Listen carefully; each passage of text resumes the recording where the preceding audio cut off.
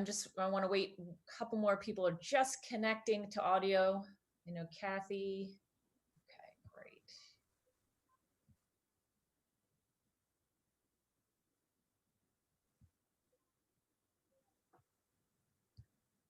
Just give me one more second. I see a couple of reporters still connecting to audio.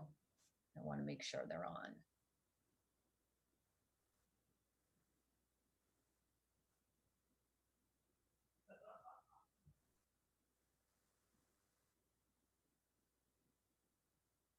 Okay, we're going to start up. All right, good morning, everyone. My name is Scarlett Bowder. I'm president and co-founder of Advocacy and Communication Solutions, or ACS. We've been working for several years, actually almost a decade, with the Ohio 8 Coalition, which is a coalition of Ohio's 8 urban school districts, their superintendents, and their union presidents. Thank you all for being here today. Before I go into introductions, I'm just going to lay out some ground rules. We have a lot to discuss. So what we wanted to try and do is, instead of keeping the questions, the Q&A section until the end, we wanted to break it up so you all had the opportunity to ask questions after each topic is covered by each member of the 4 Ohio 8 leadership team members that are on the call with us today. This will be recorded. In fact, I'm just going to start that right now. Let's see. Yep.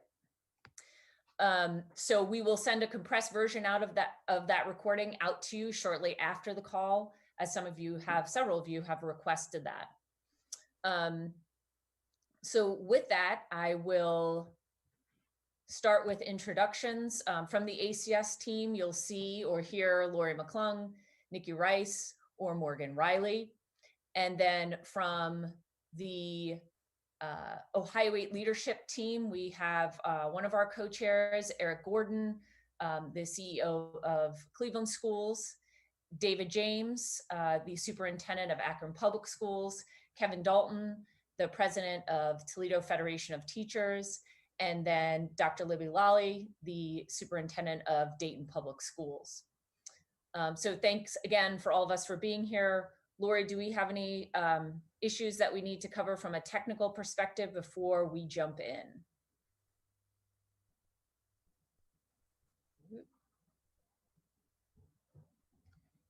You're on mute, Lori. You're still on mute.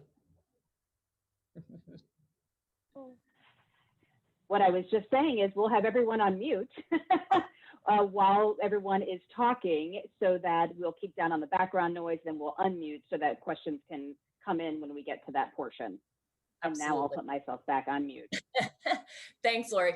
I think what might be helpful when we go into Q&A is that if you do have a question, because there are so many people on the call, if you are able to just indicate, send a note, either your question or raise your hand in the chat box, then we can get to you in an orderly fashion so we don't end up talking over one another, which is sort of the way of the world at this point in Zoom meetings. So I'll jump right in. The purpose of the call is really to give reporters, you all, a sense, more than a one-dimensional sense of all the issues, not all the issues, but many issues with which our school districts and labor leaders are dealing with right now. So within the context of COVID, but also as we approach school reopening. The conversation is supported by the memos that we have sent to the governor, to the Ohio Department of Education, and the Ohio General Assembly as a coalition over the past several weeks. The most recent of which was included in this morning's email to all of you. It included the original advisory, the agenda, and that memo. So if you need any additional background that you didn't get here, or things that you can just use for your reporting, you're most likely going to be able to pull from those documents as well to help you all along the way. So just to give you a sense of those major high-level issues with which we're dealing, and perspective again on that reopening as it relates to school operations, to some extent school financing, as well as the practical implications for teaching and operating in this new world that we're all in right now. So with that, and I'm going to start with Superintendent or CEO Gordon, He is in the midst of doing graduations today, so we want to allow him to have some time on the front end. So if he needs to step away, he can go back to the important event of graduations. So with that, Eric, I wanted to start up on the topic areas that are really paramount and first on the list of every memo that we've sent to the General Assembly, ODE, and the governor's office regarding the CARES Act, specifically the CARES Act Title I funding, as well as the CARES Act discretionary funds that are exclusively tied to the governor. And if there's anything else, Eric, that has happened between Friday and now, please feel free to add. But Eric's going to walk through that, talk about what it is, the background, the significance, the implications, and then we'll open it up for questions. Eric. Thank you, Scarlett, and good morning, everyone. And I do apologize that I'll have to step away at noon. We are in the midst of graduating 2,300 students from 32 high schools here in Cleveland, so a big celebration week for us. I do want to outline the federal CARES Act funding that is starting to distribute to our member districts and to K-12 education across the state of Ohio. The CARES Act allocated about $13.8 billion with a B, billion dollars, for stimulus and stabilization funds for K-12 education. About 330 million of that is coming to Ohio, and it's allocated under the law based on Title I, which is based on poverty and need for our member districts, charter schools, and non-public schools. And this is how funding from Congress has been allocated for decades, using the Title I funding to ensure that those children living in poverty, as measured by free and reduced lunch and other poverty measures, get access to those dollars. Unfortunately, the U.S. Department of Education, Secretary DeVos, issued what is called non-regulatory guidance of how these funds should be distributed to our districts, charter schools, and non-public schools that is contrary to what Congress actually passed in law. Under Secretary DeVos's guidance, it would flow on a per pupil allocation for all students, regardless of poverty, making sure that every single student in the state of Ohio would get funded, regardless of whether they live in high wealth, middle income, or low wealth, like many of the children in our districts. It is non-regulatory guidance, which means that our states do not have to follow the guidance. And in fact, a number of states have already rejected that guidance and have declared that they're going to follow the law as it was passed by Congress. However, to date, Ohio has not made a determination of how those funds will be used. If the Ohio Department of Education follows the non-regulatory guidance from the Secretary of Education, it will divert about $10 million away from Ohio 8 member districts and our children of poverty toward our non-public schools that sit within our district, serving children of higher wealth. So just as a practical example of how this works in Cleveland, we have a parochial school in the city that serves about a third of their children who live in poverty. And every time there's a Title I allocation, we as a district are responsible to serve the children who live in poverty and allocate a portion of our funds. That is not our concern. That's right, we should do that. Those children are in poverty. And that's what should also be happening with the CARES Act. However, what would happen under Secretary DeVos's guidance is that the 100% of children in that school, including the 2/3 who are paying full tuition and do not live in poverty, would be getting funded instead of the third that Title I would suggest. And in that particular situation would divert about $700,000 of aid away from children in poverty and to children who are not. And so we're advocating to the state, to the Department of Education and the governor to ignore the non-regulatory guidance and to follow the CARES Act as it was written, and as has been further clarified by the House of Representatives in the draft of the HEROES Act. The second portion of funding that is available that we're advocating for is the discretionary funding that made available to the governor. And I believe this is about $4 million. And in this case, the Ohio 8 is urging, as are many coalitions across our state, to finally address the long-term high-speed internet challenge that faces urban and rural communities in particular. Again, using Cleveland as an example, about 40% of my families do not have access to high-speed, reliable internet as particularly a public utility, And when we went into this closed down period, when we were told to do everything from home, apply for unemployment online, apply for jobs online, have our healthcare taken online, learn online, more than 40% of my families had no way to do that. And that is illustrative of what my peers in the other 7 urban districts face, as well as many rural districts across Ohio. So while there is a lot of energy and attention, we're urging the governor to use his discretionary funding to create a permanent solution for broadband access so that as we move through COVID-19 into the fall and in the coming year, our families can have access to high-speed, reliable internet as a public utility and not as a luxury and made available to only some. So thank you again for being with us this morning, and I'll turn it back to Scarlett to facilitate any questions on CARES Act funding.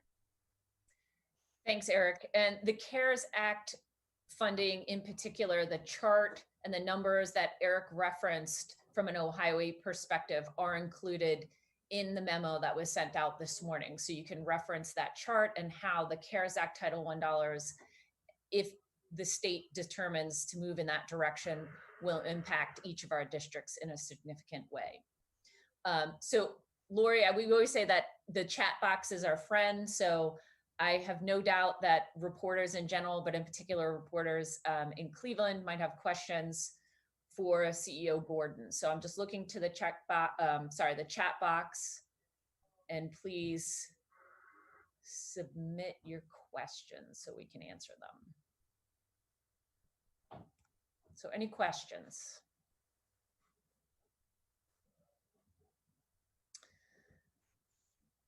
Okay, so I'll just pose this question from Patrick O'Donnell, and Patrick, we'll unmute you in case you have a follow-up.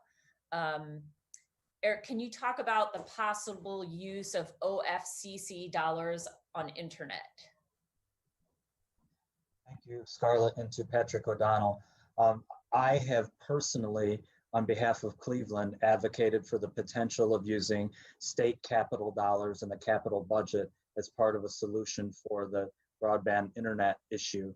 However, I want to make clear that on behalf of the Ohio 8, our current advocacy is that the governor access the $4 million in discretionary funds to tackle the infrastructure issues for broadband internet access. So I want to be clear on, I have advocated, as Patrick has asked, about the potential of using the state capital budget as an additional source, but that is outside of our advocacy collectively as the Ohio 8. Thanks, Eric. And then there's one from Lisa Rentala, and I apologize if I butchered that last name. Eric, do you have an estimated cost of the permanent broadband solution for the state? Great question, but tough one for sure. I can't, thank you again for the question. I can't give you a back of the napkin number for the state. I can tell you we estimate that need in Cleveland, which is the 4th worst connected city in the country, at $40 million. So if you use us as an exemplar and then start to replicate across the state, that might give you some way to estimate. I don't have a statewide estimate though that I would be confident sharing. Thanks, Eric. And there's a question from Mark Namick. What is the plan if you have to do more remote teaching this upcoming year without better broadband access, which will likely not be in place by then? So like my colleagues in our member districts, we have all worked to have temporary solutions in place. I'll use Cleveland as an example. We have purchased and distributed over 9,000 hotspots and over 16,000 devices to ensure that every home has access to a hotspot internet access between now and May 1st of next year. We purchased a 1-year subscription for that. And the devices ensure at least 1 device per family, but not yet 1 device per child. That will buy us the capacity we need for the coming school year while we work to get a permanent solution in place. Those solutions will likely need to look different in different communities. In Cleveland, we're partnering with Digital C, which is a local nonprofit that is able to provide high-speed, reliable internet for $16 a month, which is cheaper than the hotspots or the for-profit services that families would have access to right now. And so over the course of this school year, while we provide the hotspot access, we will work to transition those 9,000 families off of the hotspots onto a permanent internet that they can keep at a low cost in the future. So I'm just going to open up to see if Dr. Lally or David James or Kevin, if you have additional thoughts or comments on that broadband issue. Dr. Lally? We in Dayton are doing similar work. We are working very closely with the city and the county to try and determine how we can actually hit those spots in our community that have no access, very similar to what Cleveland experiences. And we're working with a couple of different for-profit providers to see what can actually happen and what can occur for those families that do not have access. At this point in time, though, we are still planning on rolling out, as CEO Gordon spoke about, still doing hotspots and trying to do Wi-Fi, MiFi with those families that don't have access, because we know that this broadband solution will not be in place if something were to happen in August or September that requires us to do all remote learning. Thank you. David James?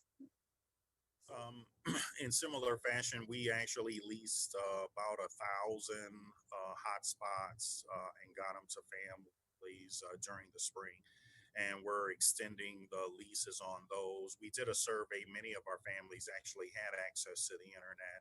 A few did not. And so we're going to continue that vein in the upcoming school year, depending on, how we open. But I think it's really critical that internet access needs to be more universal in our state. Some of my more rural counterparts, the hotspots don't work when they don't have a signal, that could reach them. So it is a problem, not just for the urbans, but for some of our rurals as well. Thanks, David. Appreciate it. And thanks, Dr. Lally. I'd muted myself before I thanked you. Kevin, Dalton and Toledo. All right, thank you. Yeah, from the teacher's perspective, we recognize right away that the issues with connectivity was an issue just connecting with our students. And so many of our, teachers and paraprofessionals, nurses, struggle to stay connected with them throughout that time. So much like what you've heard with the other districts, Toledo has employed, hotspots throughout the city. However, we recognize that that's not a permanent solution. And not just for only our families and the families that we teach, but some of our members' families who live in the more rural areas that may not have great connection. So we are looking for a more permanent solution.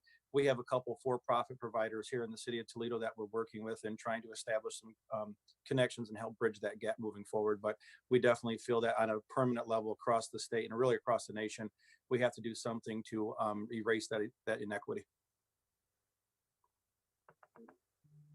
Thanks, Kevin. Appreciate it. We have a follow-up from Andy Chow, and I'll start with you, Eric.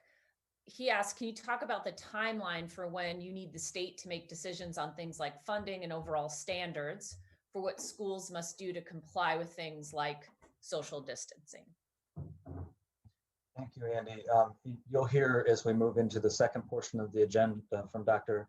Lally and Dr. James more about the academic and operational needs of our district. So I'll leave that portion of your question for them. But I would say that we are very clear on the priorities that we've already outlined for the CARES Act of what the needs are and what the responsible decisions are. So there's no reason to delay those decisions. We know that the CARES Act dollars were intended to be funded through Title I allocation, not through the non-regulatory guidance provided by the Secretary of Education. And we cannot fully expend those funds in serving our children and our families when we have to hold a portion back awaiting a decision from the Department of Education. Just to give example, for Cleveland, we estimate that we have $24 million of CARES Act funding under the non-regulatory guidance. That is almost all spent because of the about $15 million of unplanned expenditure that was already incurred last spring, along with the $5.5 million budget cut that the state was forced to make. So 20+ million already spent.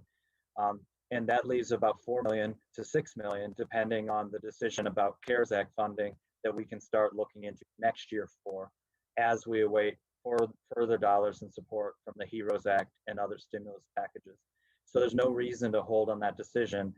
Making that decision now and putting those dollars toward Ohio's poorest children will allow us to act. Similarly, the internet problem is not going to go away, and we're not going to be able to just cover it back up. And none of my colleagues are going to go door to door picking up hotspots and saying, remember when we connected you during the closure, we're going to unconnect you now. We know this must be solved, so there's no reason to sit on those dollars when we could be starting to build that infrastructure now. Again, to the second portion of the question, I'll leave that to my colleagues who are going to actually talk through the academic and operational needs of our districts.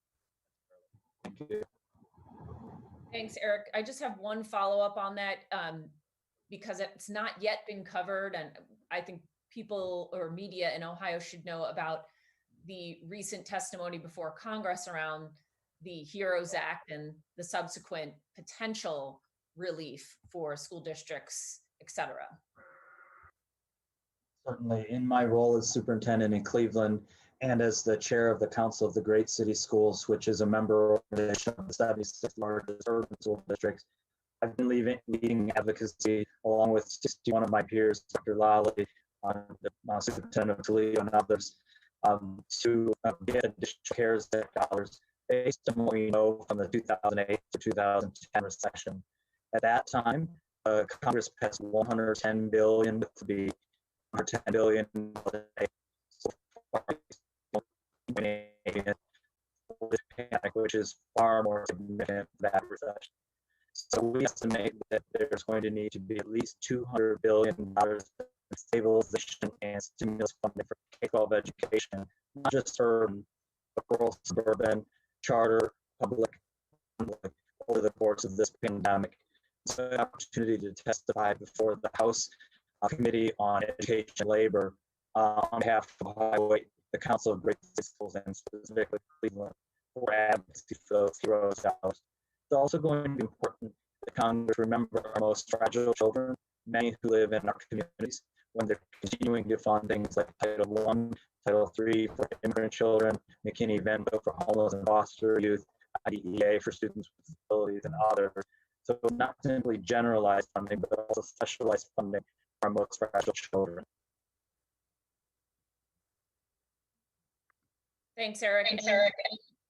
For some reason, you were cutting in and out on that. So what I'm going to do is, since you've already sent it out, I'm going to resend your testimony that you delivered actually a week ago today around part of what you just provided an overview for.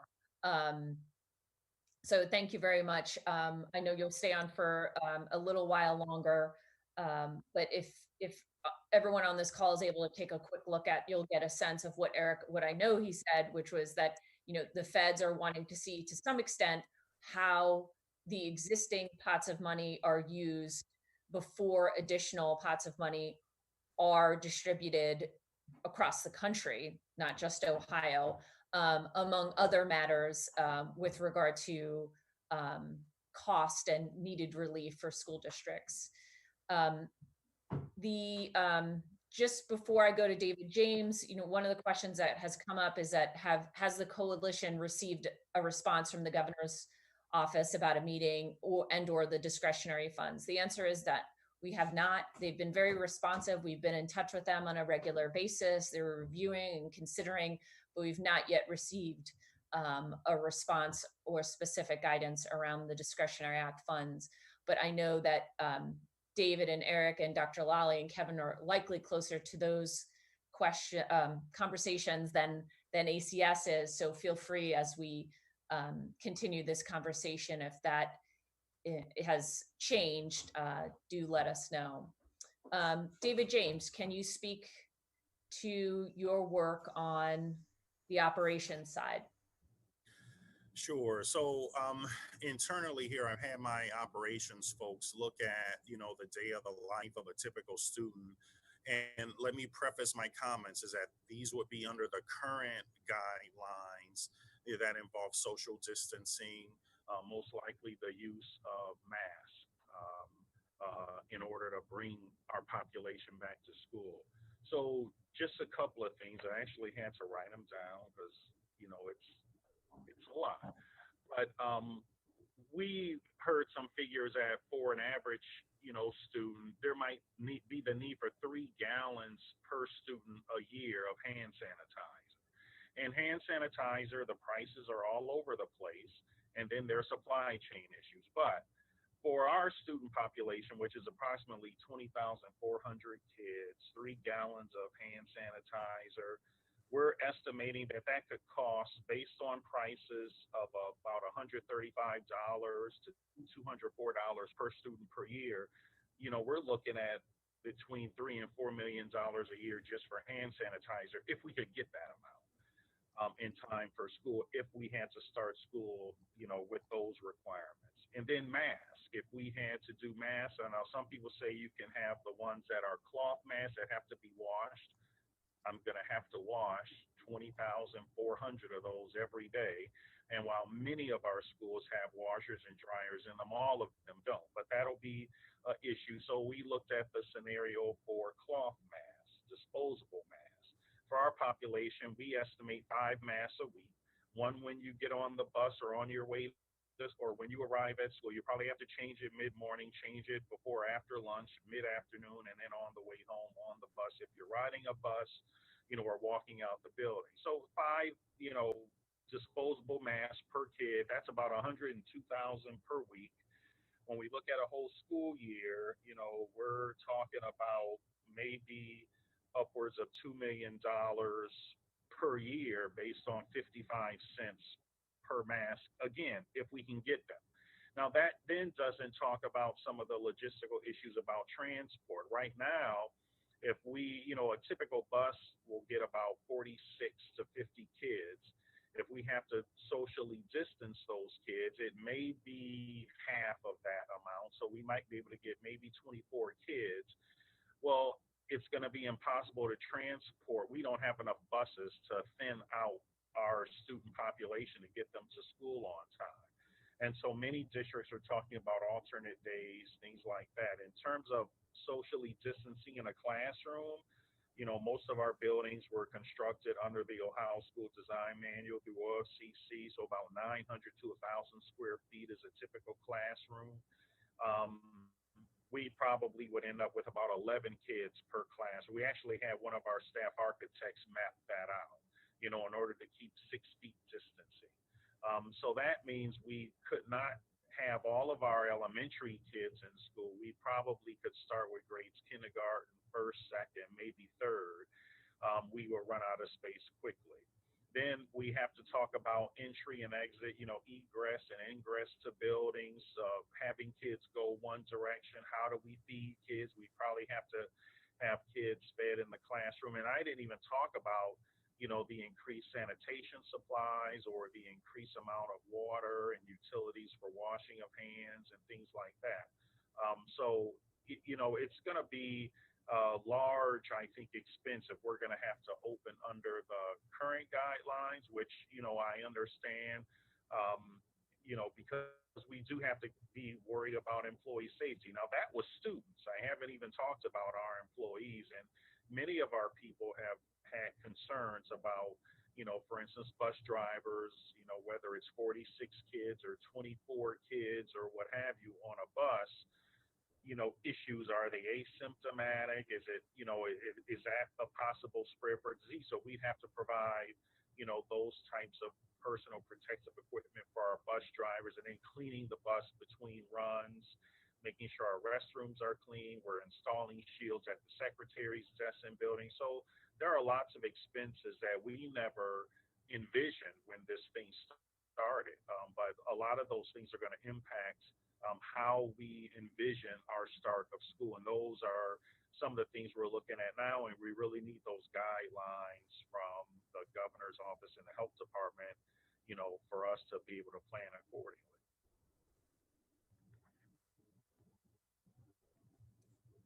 Thanks, David. I know we've had a couple of questions pop up. And before I go to Dr. Lally about curriculum and her work, so this is from Tom Gallick.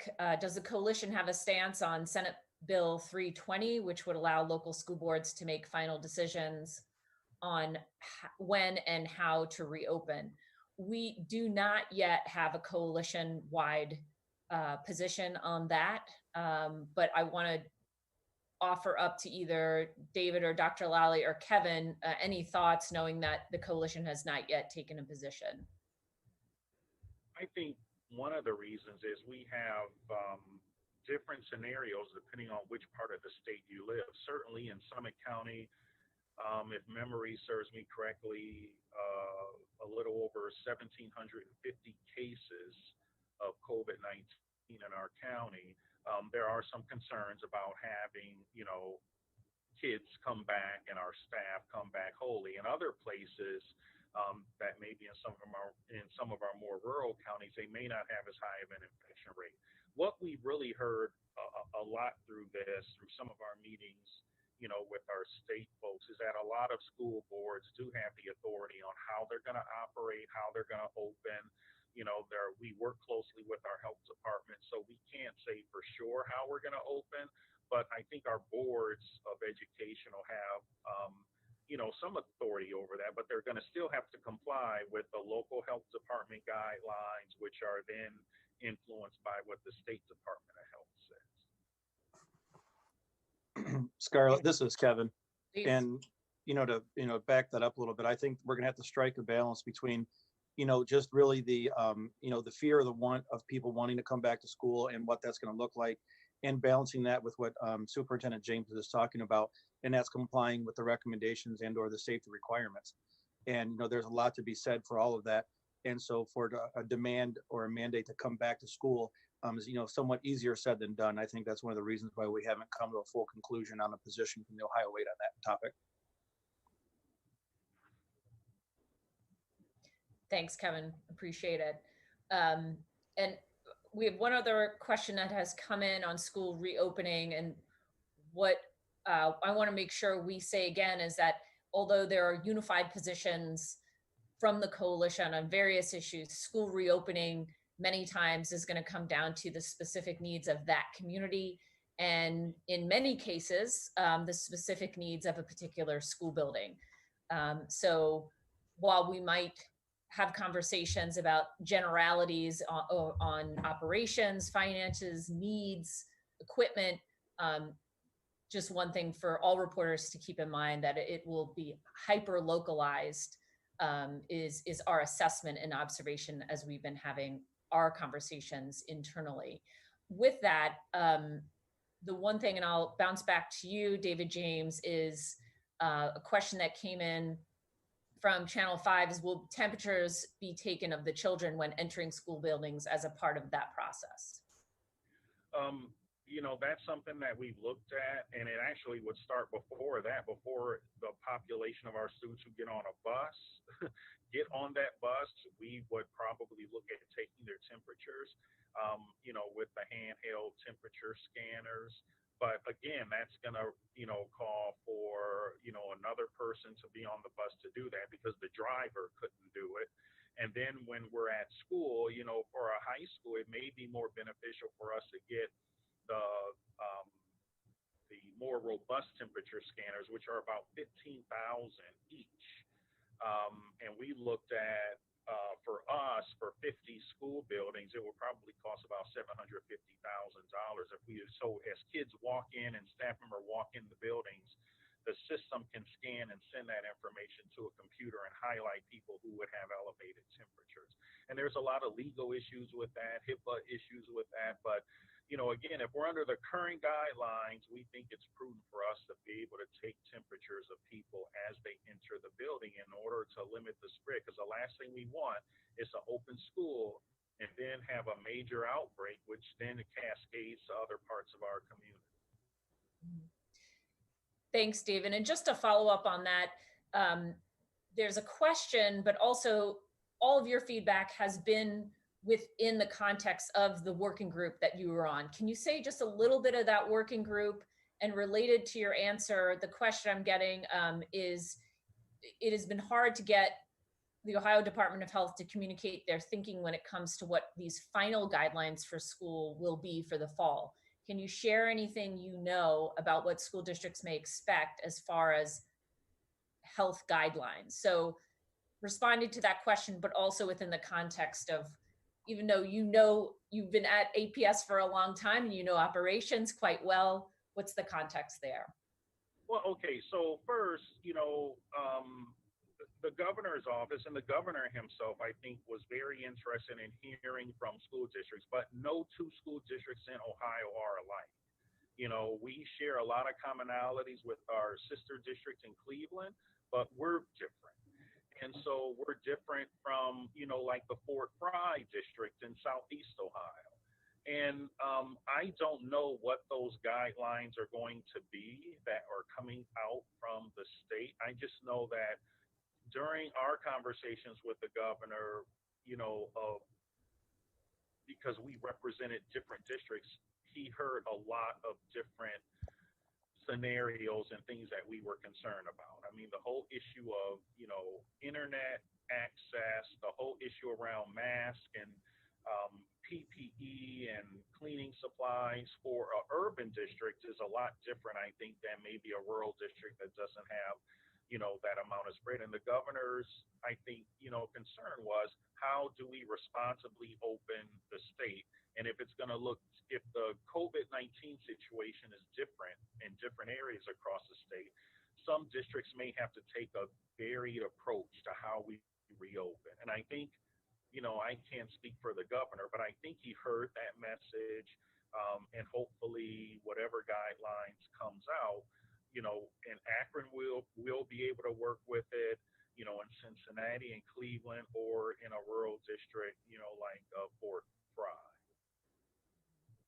Thanks, David. And with that, I am going to shift over to Dr. Lally at Dayton Public Schools. Dr. Lally, would you mind just walking through the work group that you were on, what you were tasked with doing, and your results, and where those results and where that work product stands now? Yes, thank you. And thank you all for being here today to be part of this conference.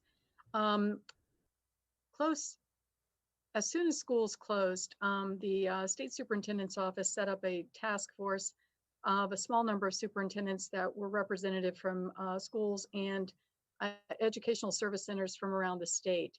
And part of that task force was to just talk about what was happening, to keep everyone up to date and make sure our regions all knew about that information as well. The task force subcommittee that I was on and in charge of was the curriculum task force for English language arts. And Doug Mara from Ashland City Schools was the superintendent who was in charge of math. The whole purpose of trying to have a curriculum type committee for this group was to set a consistent standard for everyone across the state, because learning had not been consistent since we had the closure. The learning gap has widened because of this closure. And if we don't have a consistent curriculum across the state, and we're still required to do the same amount of standards that are in the language arts standards and the math standards in particular, the learning gap is going to continue to grow for our students. The curriculum is massive and can't be expected to be taught in 1 year, as well as to try and do all the other things that we need to do in our classrooms, the social emotional learning that we need to do, reestablishing relationships, expectations for what in school actually looks like if we go back full time. So we need to make sure that we are reestablishing school, but that we also have a curriculum that's workable. So what happened with the subcommittees, both subcommittees for language arts K-12 and math K-12, is that we took a look at the Ohio standards, and we compacted that curriculum into what we call the power standards. Those power standards would make sure that our students get what they need foundationally, and that they can also be caught up. And as a restart document, they can actually focus and narrow the curriculum a bit more in each one of our classrooms. It would set a baseline for what true learning can look like in the future, because we do need to have a restart and a reset, especially in our literacy areas and our numeracy areas. So hopefully that would also result for at least 1 year, if not 2, in modified testing requirements, so that we can continue to try and close that gap that has been created because we had a school closure, and we had a very, very large number of Ohio students who did not have constant connectivity and actual opportunity to learn throughout that last quarter of school. Districts without full connectivity for many of the students around the state, the rural areas, and many of us in our urban areas, we have watched that equity gap not close, but expand. And we're very, very concerned about that. we have to make sure that we close that gap and make sure that our students all have equal access to the learning that Ohio prefers them to have. This modified curriculum will help Ohio meet the standards, but it will allow the opportunity for a narrow focus and help us to close that gap. At this point in time, it is not a mandated curriculum, and we suggested that it be a mandated curriculum at least for 1 year, so that everyone across the state would have that opportunity to close the gap and have that opportunity to continue to do what they do when they differentiate their curriculum. We're not suggesting in this subcommittee that schools that have students that were able to be online, that they can't continue to expand and differentiate for their students. What we're asking is that this modified compacted curriculum be the tested curriculum for all students in the state of Ohio, because otherwise the equity gap is going to be even more prevalent, even more noticeable than what it is right now. So we really need to make sure that it's not relegated to the back of the guidance document, but that it is at the forefront of what the State Department asks for Ohio schools to do. And with that, we need to make sure that we level the playing field for all of Ohio students.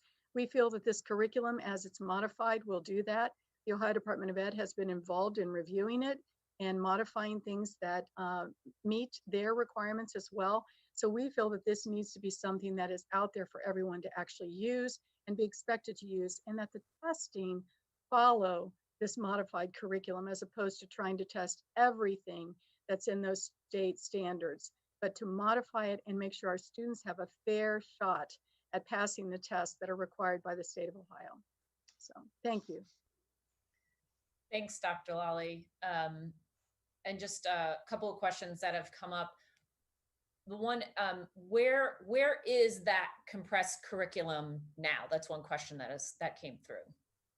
Right now, that compressed curriculum is back in the state superintendent's hands. The deputy superintendent received that. There were some conference calls that I participated in last week with the Ohio Department of Ed personnel that are involved in language arts and math, and that curriculum and the minor changes that they made to that curriculum is back in the deputy superintendent and state superintendent's hands. However, where it is right now going to be placed is as a resource document that you can choose to use. It is not necessarily going to be mandated as Ohio's language arts curriculum or Ohio's math curriculum, as we would prefer it to be.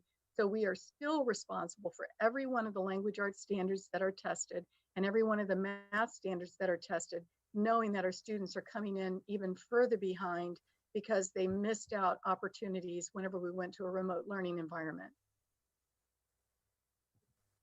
Thanks, Dr. Lally. Appreciate it. And one of the questions that we have coming in on that is from Patrick O'Donnell, and he asked, will a compacted curriculum really close the gap or just ease accountability for districts? So Dr. Lally, can you speak to that? Yes, none of us in the Ohio 8 are afraid of accountability. None of us. We want to be accountable. We need to be accountable to our students, and we all recognize that, and we all support that.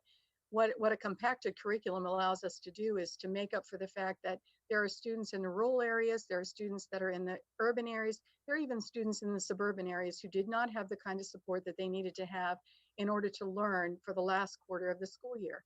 I personally had 2,000 students that didn't show up online, even though we gave internet access and we gave Chromebooks. We actually went door to door to find those students. 600 are still missing. I have to have an opportunity to compact the curriculum to see face to face with those students what they need to have and be able to teach them so that they can get caught up. Will it close the equity gap? No, absolutely not. Will the things that we've all been doing continue to close the equity gap? Yes. But as long as we continue to pile things on top of students in this type of environment, we will not ever even lessen the equity gap. And that's what we're about. We are not afraid of the accountability. None of us are. But we do want to have what's fair for all children in the state of Ohio. Thanks, Dr. Lally. And I'm going to circle back to one more question for you, Dr. Lally, and then shift over to Kevin Dalton in Toledo. Can you explain the challenges of teaching children to read in a remote learning setting, which you alluded to a few things related to that already. And what do you want to have happen with the third grade reading guarantee next year? I'll start with the third grade reading guarantee. What we'd like to have happen is just hold off for a year on the third grade reading guarantee. We've missed a quarter, and now we've missed a summer of opportunity. So not only do we face the summer slide, but we face even more of a slide because we had an abrupt end to the learning that was already taking place.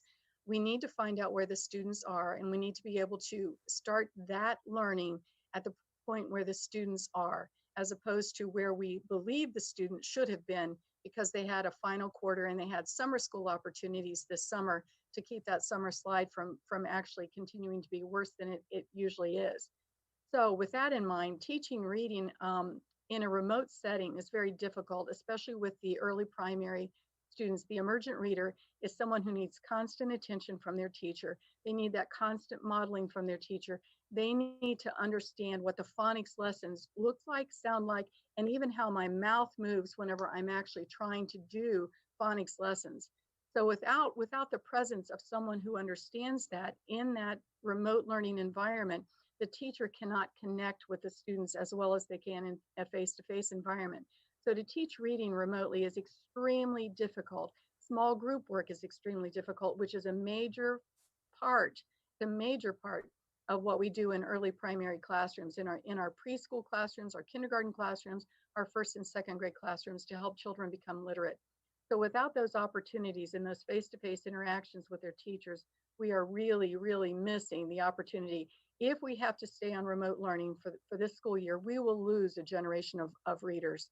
I am guaranteeing you that we will lose those children. It will take us much more time to catch them up than if we can actually get them to the point that we can teach them how to read this year and have them in our classrooms responding to the teachers.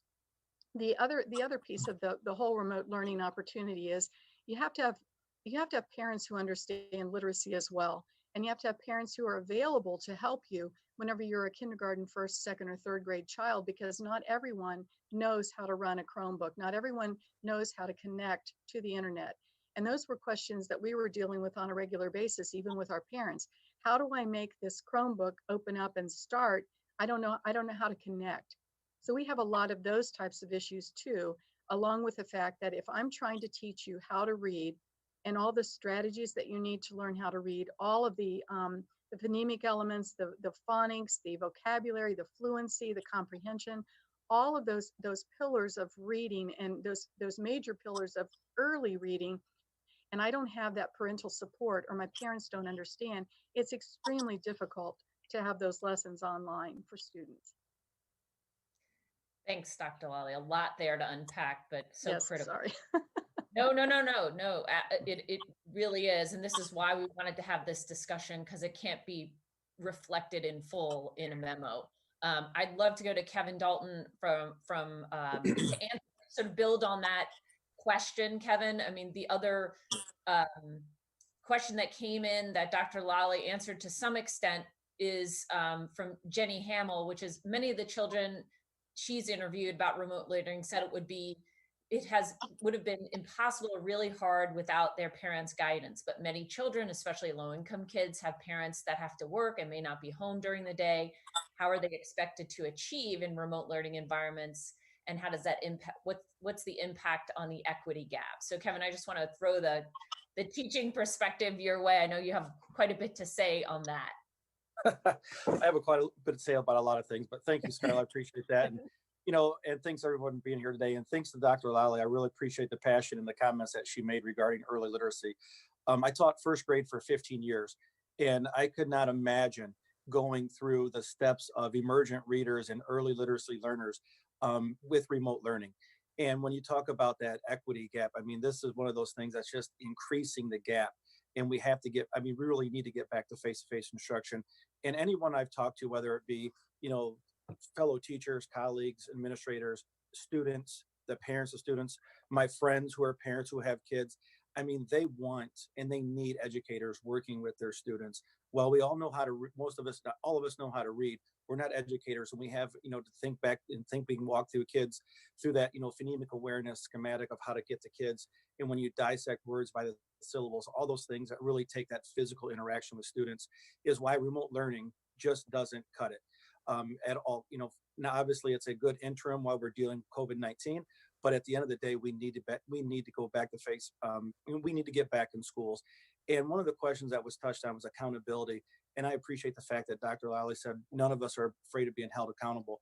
And one of the questions I had, and I had for legislator when they talked about testing and during this time, is what are we really testing? Are we testing the students' ability on what they've learned? Or are we testing the ability of learning remotely? And was the instructor able to work this, the electronics? Were the parents, were the students able to work the Chromebook? So I think at this point, testing, third grade reading guarantee, all the things that go along with it need to be suspended and allow us to focus on the curriculum, allow us to focus on these students, and and take advantage of the compacted curriculum that was created in order to help decrease that gap. I don't think anything we do will ultimately fix what happened over the last quarter of school, but I definitely think we got to take steps and go in that right direction. But reading and remote learning is probably one of the most difficult things. In fact, I know it is. During the time of COVID, I took the opportunity to sit with a few teachers and work with their classrooms. And it was one of the most frustrating things because, like Dr. Lally said, you want to show the students how their mouths move, how you sound out a word, what do these things look like? And if they don't have the access, they don't have the connectivity, it's very frustrating to try to change that modality to go just strictly to talking to somebody and not actually working with them. But I think really at this point, and this may not be a view of the complete Ohio 8, but I know we've had a lot of conversation. But if we're really going to start talking about, redefining what education looks like so we can fix some of these things, this is probably a great time to start that conversation and suspend some of this testing, the high stakes testing, the third grade reading guarantee, in those things under the guise of accountability, because they're not holding anyone accountable. What they're doing is creating impediments to moving things forward. I don't believe there's anyone in education that wants to keep kids back and not help them learn how to read. But I think there's a lot of resources that can be put to a lot of other areas other than just a paper pencil test. So that's my 2 cents on that. Kevin, can you speak a little bit? I want to dive a little deeper into the implications for teachers in the upcoming school year. I think a lot of people understand they hear social distancing and the busing, the operations and the curriculum pieces that have already been discussed and the funding. But as a teacher, what are you thinking when you think about this upcoming school year, and what do people need to know? The implications on going back to school in this upcoming school year with so much uncertainty and unanswered questions. What's my classroom going to look like? How do I keep my kids socially distanced if I've got a class of 20, 25 students in my room? I mean, right now, most of our teachers have their students' desk in pods because that's how we create more space in the room to work and navigate through. Obviously, that's impossible under the current standards and protocols. What do we do with supplies if we're not going to have students going from room to room, and we're going to say we have our specialists coming in, whether it's art or phys ed or music? Every student has to have their own supplies. Impossible. Our rooms are not built to house that kind of those kind of supplies, or just do education that way. And then never mind the uncertainty of just what's going on. I heard Dr. James talk about 5 face masks a day. What about the student that just doesn't want to wear a face mask or can't because they have some other health impairment? There's a lot to be considered, and those are a lot of things that we talk about. I've surveyed our membership of close to 3,000 people, and over 70% have those type of questions and are very, and not that they don't want to come back to school, but we definitely need some answers on what that looks like and some guidance, other than, well, we'll see what happens. So I know when we're talking about going back to school, the impact that will have of just interacting with students. Being in the primary grades, I don't know a kindergarten, first grade, or second grade student that doesn't come in looking for a hug or looking for that physical contact in a day. I can't imagine what it would look like when they're not allowed to do that. So there's a lot of implications on the staff of what it's going to come back to. Just really navigating the safety precautions as well as delivering the instruction the way we know it's meant to be delivered. Thanks, Kevin. And just a couple other follow-up questions that have come in around testing and remote learning. So one is the remote learning attendance in Toledo, if you can talk about if there's a percentage you can speak to and how you think attendance can or should be measured in the upcoming school year. And then also, if we suspend testing for the upcoming school year, should that be it? Should it be another year? How do we measure the progress or recovery? So there's a lot there, but why don't we start with the attendance of remote learning? You know, the attendance in Toledo during the remote learning time, it was really hit and miss depending on what neighborhood or section of the city came in. But I would say, I think overall we were looking at like a 40 or 50%. And I know some classrooms that had, out of 25 kids, 3 or 4 respond to the emails of every day. And there were some that had higher numbers. So I think it would be an unfair metric to judge someone on the attendance during this remote learning time, because we can't guarantee they're connected on either side.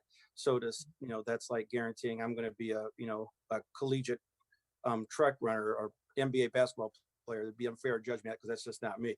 But I think doing attendance, that's be a tough thing. I think the testing pieces of it.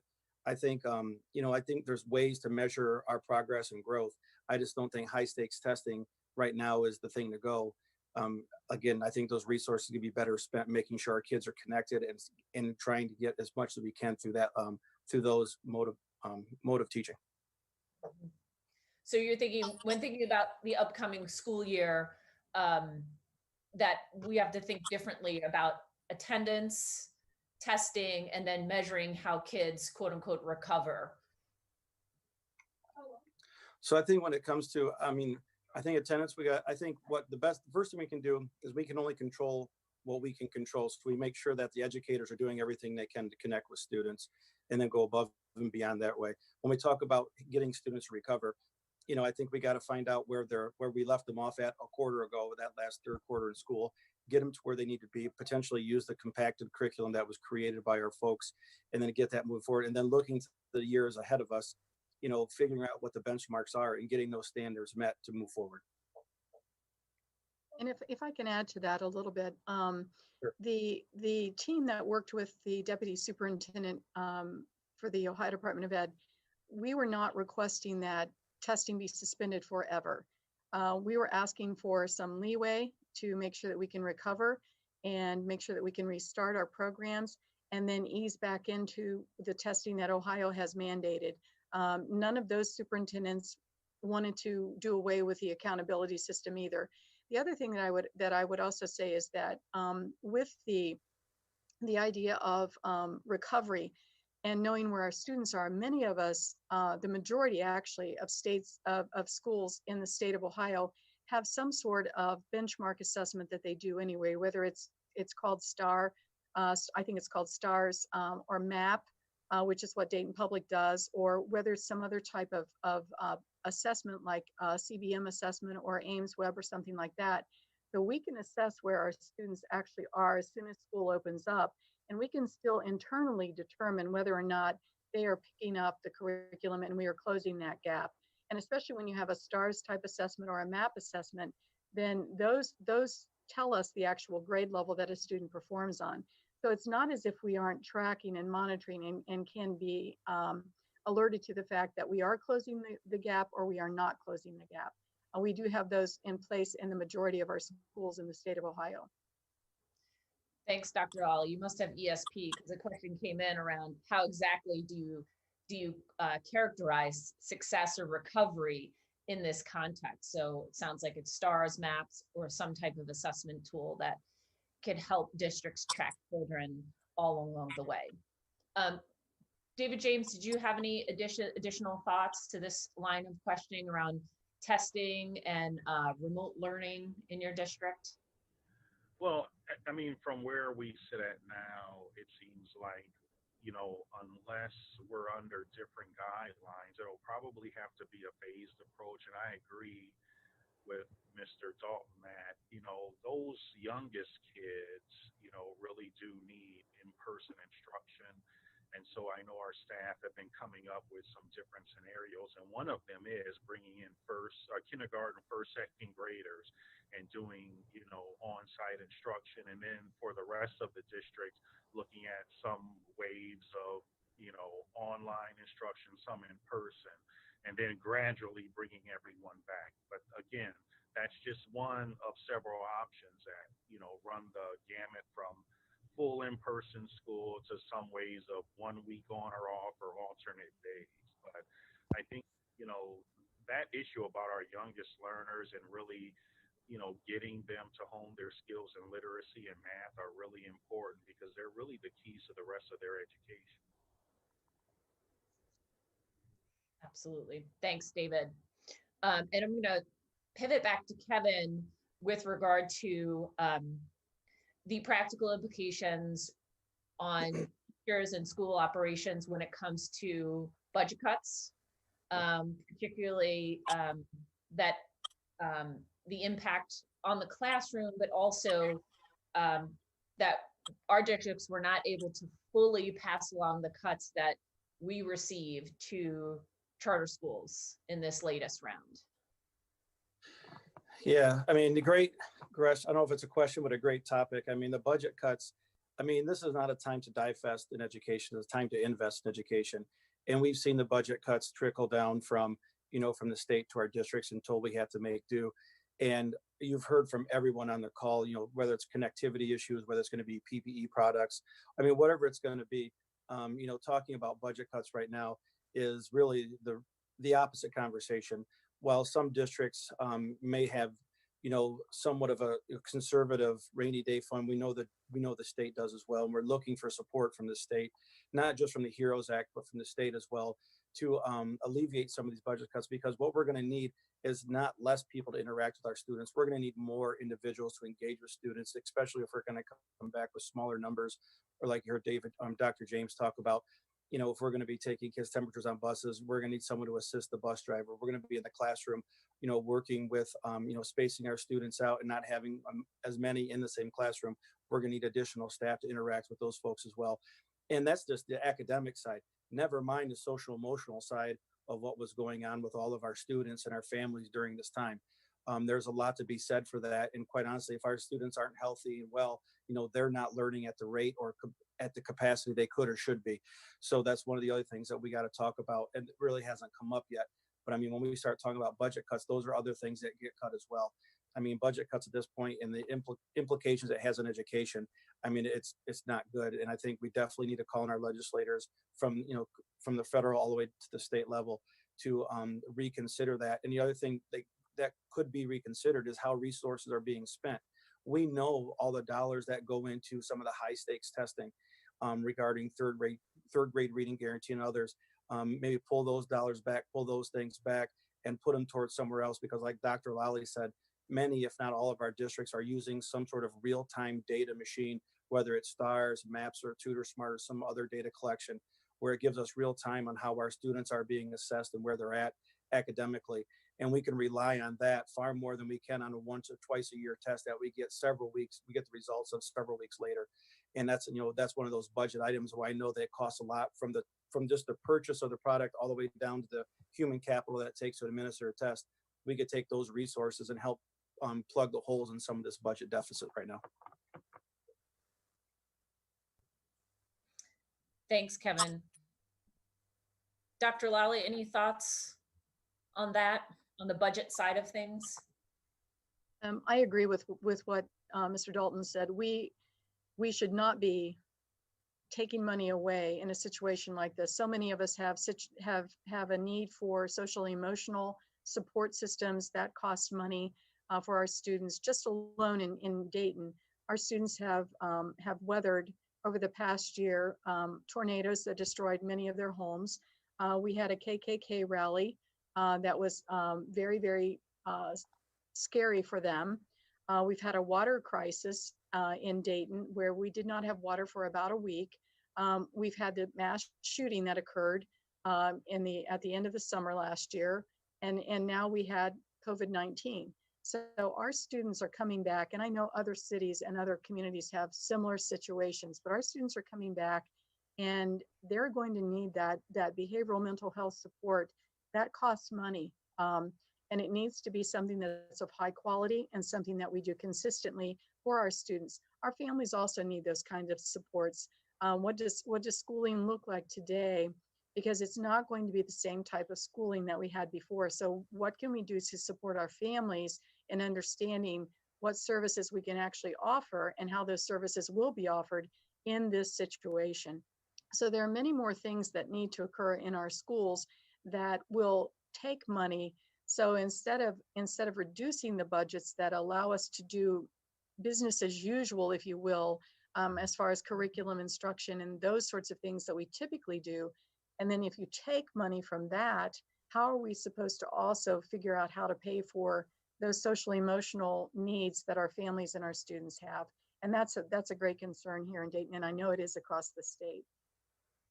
So I just have a follow-up for you, Dr. Lally, and then I'll go to Dr. James. Is the one question that came in, and it is related. You again have a crystal ball over there in Dayton. In light of the current movement of racial and social justice, how could we see curriculum change to address these issues? Some districts said they would be looking to eliminate racial bias in curriculums. Any thoughts on that? One of the things that Dayton Public has been working on for the past several years is making sure that we embrace the diversity that's in the school system. We have 1,300 immigrants or refugee students that many come in not speaking English, and we also are a majority African American school system. And what we started to look at was what do our reading materials look like? So when a child's reading a book, is it something that doesn't look like he or she looks? Are there stories that are historical stories that are appropriate for our students to learn? So we started to examine those types of materials and resources about 4 years ago. But in light of everything else that's happened recently, we also are starting to look at an audit of our practices and our strategies and our structure even, as it relates to diversity and inclusion. 2 years ago, I hired a diversity inclusion director because Dayton did not have one before that, who will actually focus on the disparities with discipline and things like that.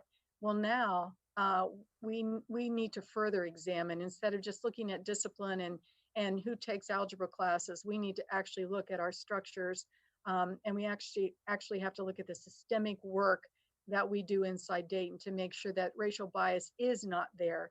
And we need to make sure our staff is well trained and understands that we all have implicit bias. So what are those biases that I bring to the table, and what are the biases that you bring to the table? And how do we act when we know that we have those bias intent?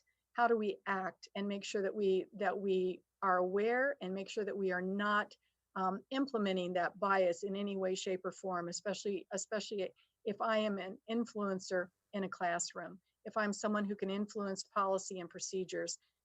None of us should be doing that, and we need to be aware of that. So we are working to start that whole audit process here in Dayton, on top of the other work that we already had been doing with our curriculum studies and things like that. Thanks, Dr. Lally, appreciate it.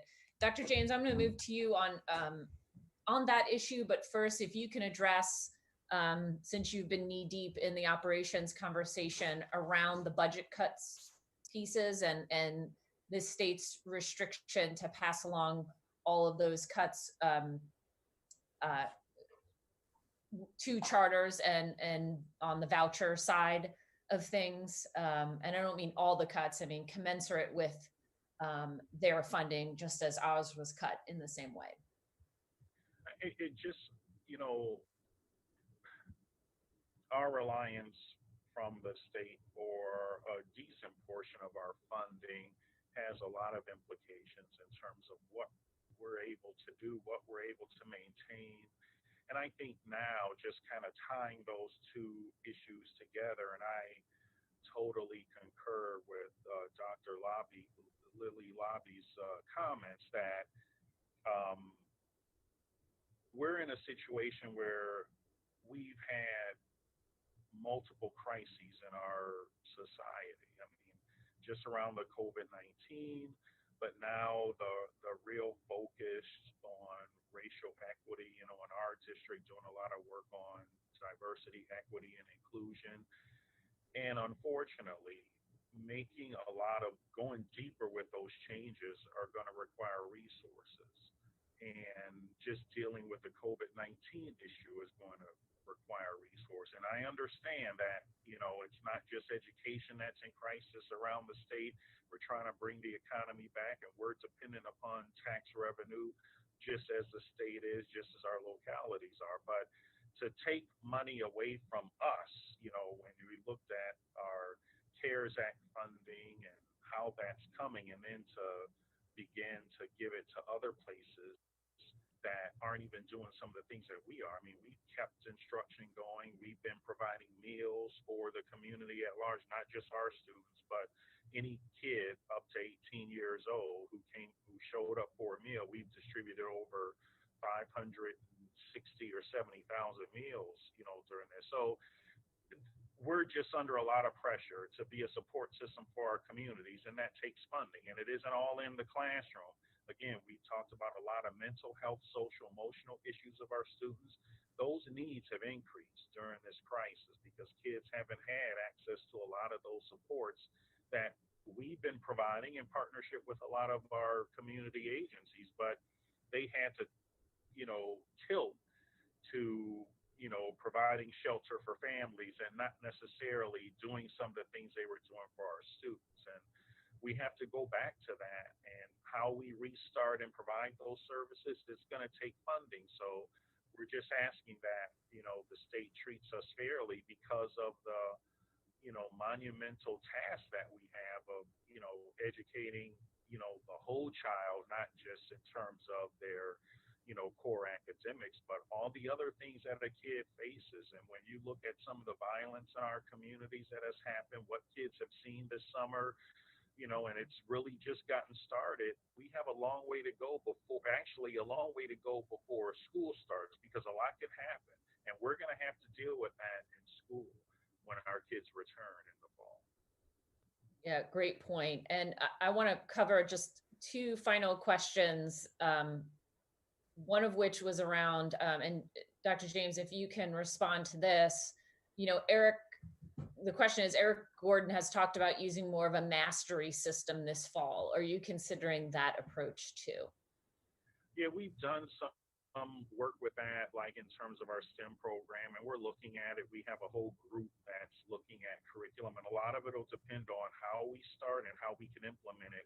If it's, some things are done easier when it's in-person instruction, and we absolutely admit there are challenges with that virtual environment.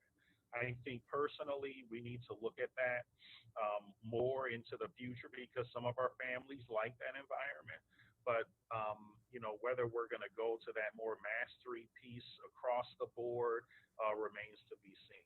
But it is something that's very intriguing, because then it allows kids to go more, I think, at their own pace in terms of getting that. And I've been known to say this before, the majority of our kids can learn algebra, but can you do it in a semester, or do you need more time?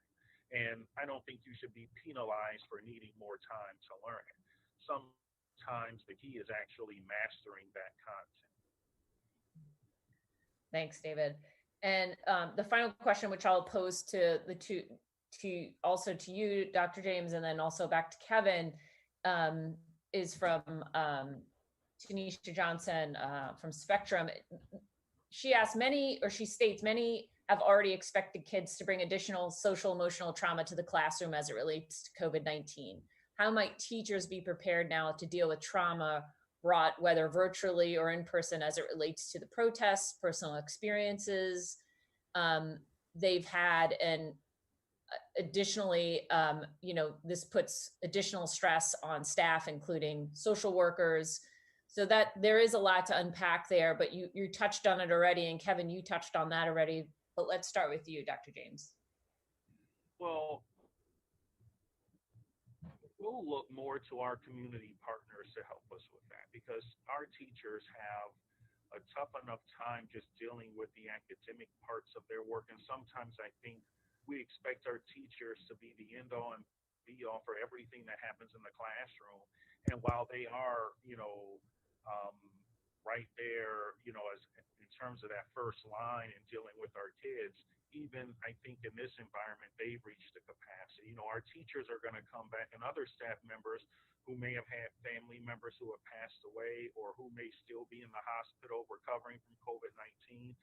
some may have, issues around their feelings about, some of the racial inequities in this country and their feelings about that. So I think we're going to, not only provide our teachers the support that they need, but also help them by providing some of our community partners to come in.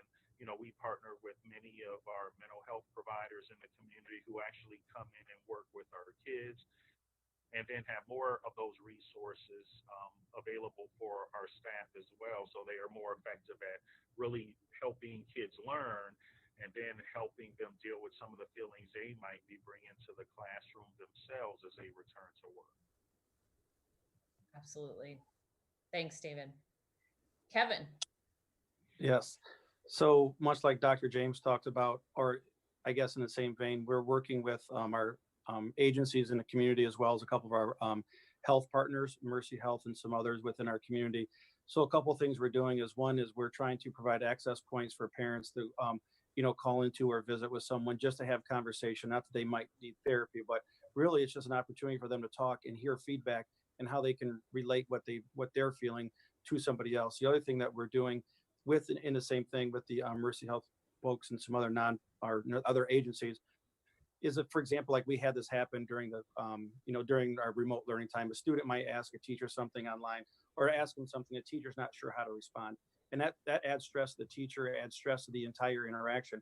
So what we've done is we've created somewhat of a hotline for our teachers to call, and they may not need they may not need that conversation for themselves, but what they do, they can ask a counselor, hey, if I'm asked this by my student, how do I respond? What's the best way to respond to this 10-year-old or to this 6-year-old or to this teenager, so that I'm not saying too much, but I'm not saying not enough.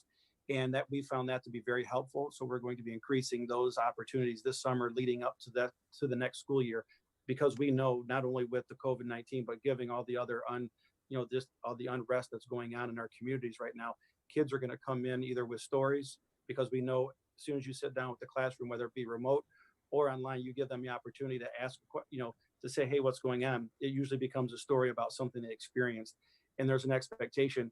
And while I respect that, Dr. James saying our educators have so much to do on the academic side, unfortunately, we just can't say, hey, time out, don't talk. Let me go get someone to come in. We got to respond at that moment, because you got, you might have 32 sets of eyes on you waiting for that response. And those, and that response can either set the tone for your next few hours or not. So we want to make sure that all of our educators are fully prepared, because again, we don't have enough counselors, quite honestly. Our counselors sometimes end up being more schedulers or something like that, where they really need to be interacting with kids. So we're trying to arm our educators and our members with every tool we can going back in the next school year, whatever it may be, whether it's face-to-face instruction or the remote learning, because we know we're going to be faced with some very tough scenarios. Yep. Thanks, Kevin. And I want to button up the last couple of questions that have come in.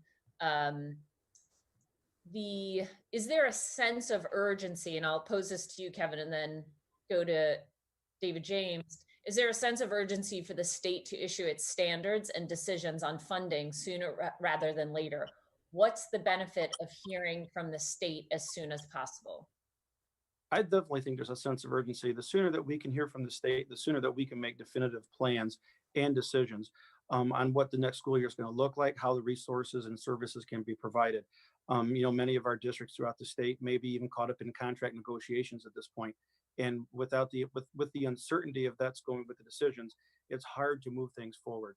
And I think when you talk about, are we going to have competency-based classrooms? Are we going to have mastery? We're going to have PBL, project-based learning, STEM schools.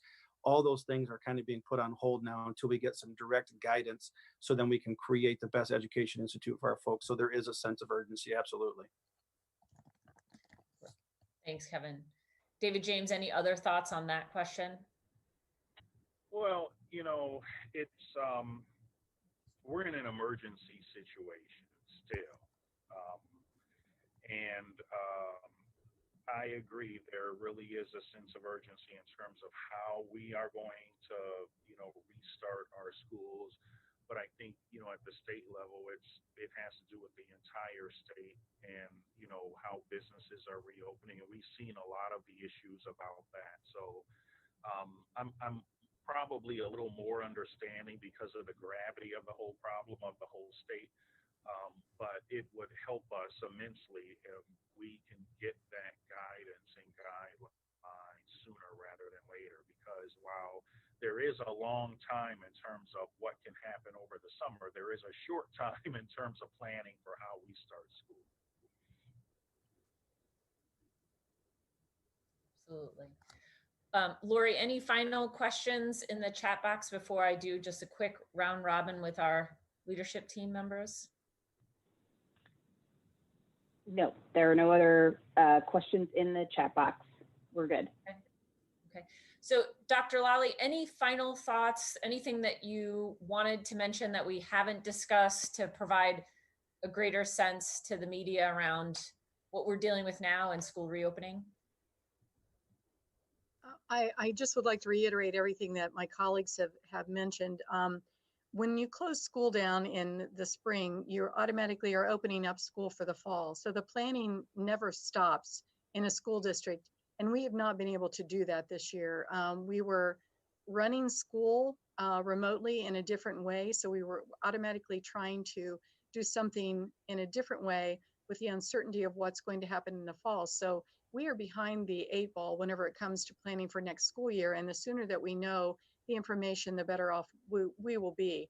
I also think that it's imperative that there be some consideration to pushing for no more cuts, for a modified testing, for a modified curriculum, and for schools to be allowed to operate in a way that allows us to have that face-to-face interaction so that we do not lose a generation of students. Those are my 4 main concerns that we have to deal with on a day-to-day basis here in Dayton. And I know around the state, the other school districts are doing the same thing. But we cannot afford to lose a generation of learners. So we've got to have some decisions, and we've got to have some leeway to open up schools safely and to protect our students and their educations. Thank you all for being here, and thank you for having me here today. Thanks, Dr. Lally. Kevin? Thanks, Scarlett. And I'd echo what Dr. Lally said, and thanks everyone for being here today. But I think there's, that sense of urgency. And while we can understand everything going on in the state, at the end of the day, like Dr. Lally said, when school's out, the planning really ramps up. And not just the planning, but the window of time of execution of those plans. There's a very brief window just for June, July, and half of August. Now that window is getting even smaller in order for us to execute a successful infrastructure for education for these students. So there is that. And then the other, I think, main priority from our perspective here in Toledo and probably in the Ohio 8 is, the cuts. We got to defend education. We can't defund it. And that's one of the things that's been a priority for us, is making sure that we're defending the opportunities these kids need. And now more than ever, like Dr. Lally said, we can't let an entire generation of learners get away from us. And we've got to stay on top of this and stay connected and continue to urge our legislators to fund education and defend the right that they all have. Thank you. Thanks, Kevin. Dr. James? Agreed. I agree with my colleagues. And I think the other thing is that, as superintendents, I think we all want to make sure that we reopen schools where it's safe for our students, it's safe for our employees, and safe for their families and our communities in general. And, that is part and parcel to, the funding issues, because we need that funding in order to make sure that schools are safe and that our kids are able to learn, and we don't lose, this generation of kids. And take away their opportunity for a bright future. So again, I agree with what my colleagues have said. Thanks, Dr. James. Appreciate it. Thank you again to the members of the leadership team on the call today. Thanks to ACS and all of you in the media for being here. We will be sending another email with the recording of this, as well as the supporting documentation, including our latest memo to the Governor, ODE, and General Assembly, as well as the agenda, so you can look from it as needed. But anything else from the ACS team before we button things up? Okay, great. Thanks, everyone. Thanks for spending such a large portion of your day with us. We appreciate your time, and hope that we can continue this conversation throughout this upcoming school year. Take care. Thank you, Scarlett. Have a great week. Thank you.